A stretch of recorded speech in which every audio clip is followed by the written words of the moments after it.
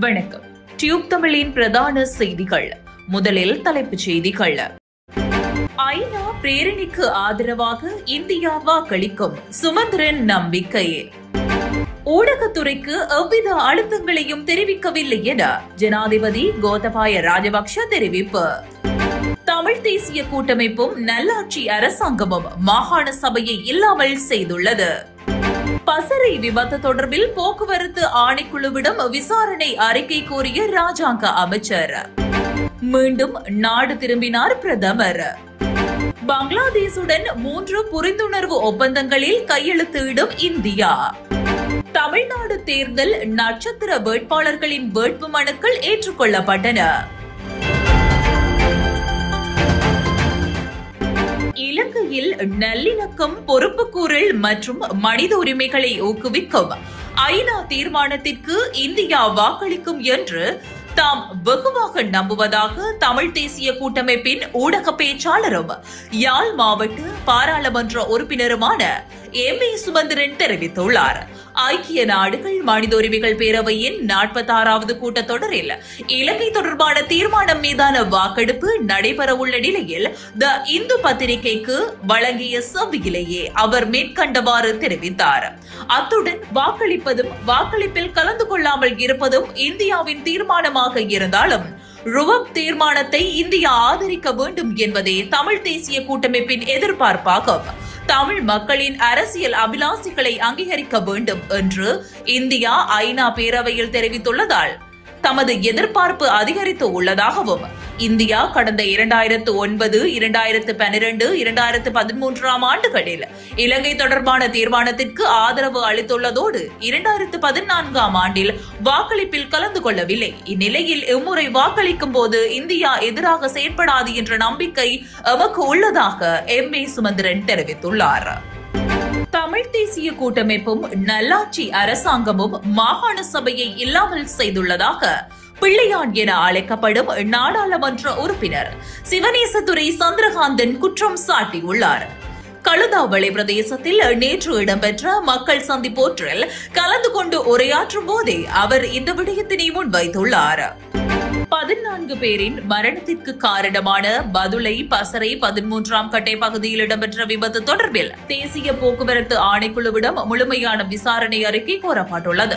வாகன கட்டுப்பாட்டு, பேருந்து போக்குவரத்து சேவை, தொடருந்து பட்டிகள், மோட்டார் வாகன கைத்தொழில்துறை ராஜாங்க அமைச்சர் திலும் அமனுகம இந்த அறிக்கையை கோரியுள்ளார். இந்த விபத்து தொடர்பில் எதிர்வரும் 2 வாரங்களுக்குள் கடுமையான தீர்மானங்களை மேற்கொள்ள நடவடிக்கை எடுப்பதாகவும் அவர் குறிப்பிட்டுள்ளார். இதே நேரம் நேற்றைய நாளில் விபத்து இடம்பெற்ற பகுதியில் உள்ள வீதியில் வீழ்ந்த நிலையில் நீண்ட காலமாக அகற்றப்படாமல் இருக்கும் பாறையை அகற்றுவதற்கு விரைவாக நடவடிக்கை மேற்கொள்வதாக ஊவா மாகாண ஆளுநர் ஏ.ஜே.எம். முசாமில் தெரிவித்துள்ளார்.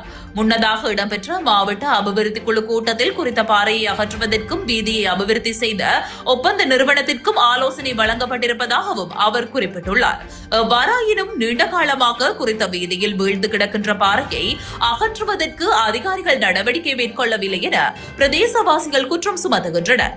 இதே நேரம் வீதி அபிவிருத்தி அதிகார சபையிடமும் வரும் நாட்களில் இது குறித்து விசாரிக்க உள்ளதாக சம்பவம் தொடர்பிலான விசாரணைகள் மேற்கொள்ளும் காவல்துறையினர் தெரிவித்துள்ளனர்.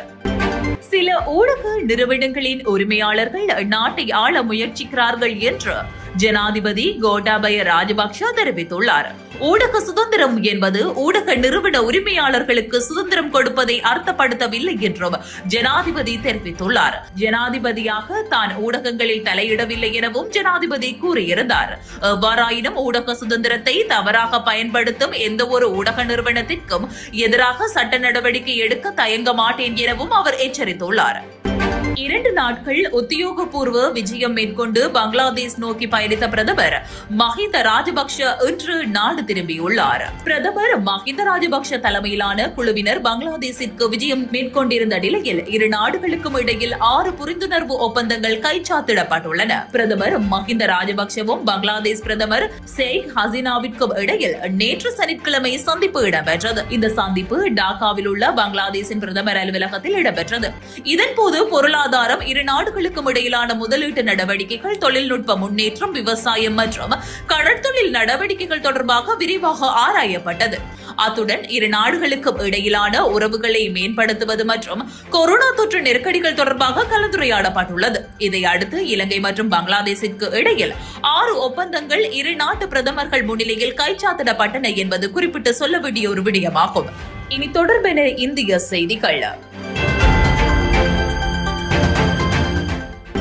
தமிழக சட்டமன்ற தேர்தலில் போட்டியிடவுள்ள வேட்பாளர்களின் வேட்பு மனுக்கள் நேற்றைய தினம் பரிசீலனைக்கு எடுத்துக் கொள்ளப்பட்டன. இந்நிலையில் நட்சத்திர வேட்பாளர்களின் வேட்பு மனுக்களும் ஏற்றுக்கொள்ளப்பட்டுள்ளதாக அறிவிக்கப்பட்டுள்ளது. தமிழகத்தில் சட்டமன்ற தேர்தலில் போட்டியிட 7155 வேட்பு மனுக்கள் தாக்கல் செய்யப்பட்டிருந்தன. அதேபோல் கன்னியாகுமரி மக்களவை தொகுதியில் போட்டியிடுவதற்கு 23 வேட்பு மனுக்கள் தாக்கலாகின. இந்நிலையில் அதிமுக சார்பில் முதல்வர் வேட்பாளராக களமிறங்கும் தற்போதைய முதல்வர் எடப்பாடி பழனிசாமி சேலம் மாவட்டம் எடப்பாடி தொகுதி, தற்போது துணை முதல்வர் ஓ பன்னீர்செல்வம் தேனி மாவட்டம் போடிநாயக்கனூர் மற்றும் திமுக தலைவர் மு.க. ஸ்டாலின் கொளத்தூர் தொகுதி ஆகியோரின் வேட்புமனுக்கள் ஏற்றுக்கொள்ளப்பட்டன. பிரதமர் நரேந்திர மோடி டாக்கா விஜயத்தின் போது இந்தியா, பங்களாதேஷ் ஆகிய இரு நாடுகளுக்கும் இடையில் 3 புரிந்துணர்வு ஒப்பந்தங்களில் கைச்சாத்திட உள்ளதாக தகவல்கள் வெளியாகியுள்ளது. பங்களாதேஷில் நடைபெறவுள்ள சுதந்திர தினம் மற்றும் பங்கபந்து ஷேக் முஜிபுர் ரஹ்மானின் 100வது பிறந்த தினம் ஆகிய நிகழ்வுகளில் கலந்து கொள்வதற்காக பிரதமர் நரேந்திர மோடி மாநில தலைவர்கள் மற்றும் இலங்கை, நேபாளம், பூட்டான், மாலைதீவு அரசாங்கத்தின் பிரதிநிதிகள் வெவ்வேறான நிகழ்ச்சி நிரலின் கீழ் கொண்டாட்டங்களில் பங்கேற்க உள்ளனர். பங்களாதேஷிற்கு இது ஒரு வரலாற்று முக்கியத்துவம் வாய்ந்த நிகழ்வாகும். எந்த ஒரு உச்சி மாநாடும் இல்லாமல் 5 நாடுகளைச் சேர்ந்த தலைவர்கள் 10 நாட்களுக்குள் பங்களாதேஷிற்கு இவ்வாறு சென்றதில்லை என பங்களாதேஷ் வெளிவிவகார அமைச்சர் AK அப்துல் மொஹமெட் தெரிவித்துள்ளார். 10 நாட்கள் கொண்டாட்டம் தொடர்பாக கடந்த 17ஆம் தேதி நடைபெற்ற ஊடக சந்திப்பிலேயே அவர் இவ்வாறு குறிப்பிட்டுள்ளார். இதேவேளை பிரதமர் நரேந்திர மோடி பங்களாதேஷ் விஜயத்தின் போது பங்களாதேஷ் பிரதமர் ஷேக் ஹசீனாவுடன் பேச்சுவார்த்தை நடத்தி டாக்காவிற்கு வெளியே 3 இடங்களுக்கு விஜயம் மேற்கொள்ள உள்ளார். இதன்போது இரு தரப்பினரும் 3 புரிந்துணர்வு ஒப்பந்தத்தில் கைச்சாத்திட உள்ளனர் என்பது குறிப்பிடத்தக்கதாகும்.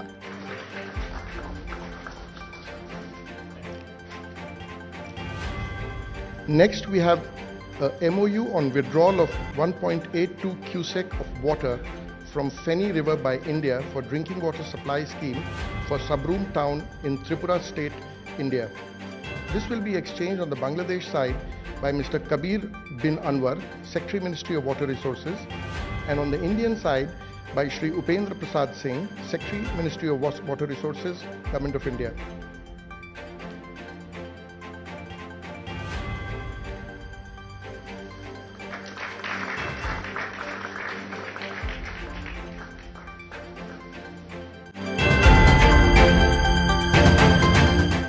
இத்துடன் டியூப் தமிழின் பிரதான செய்திகள் நிறைவடைகின்றன.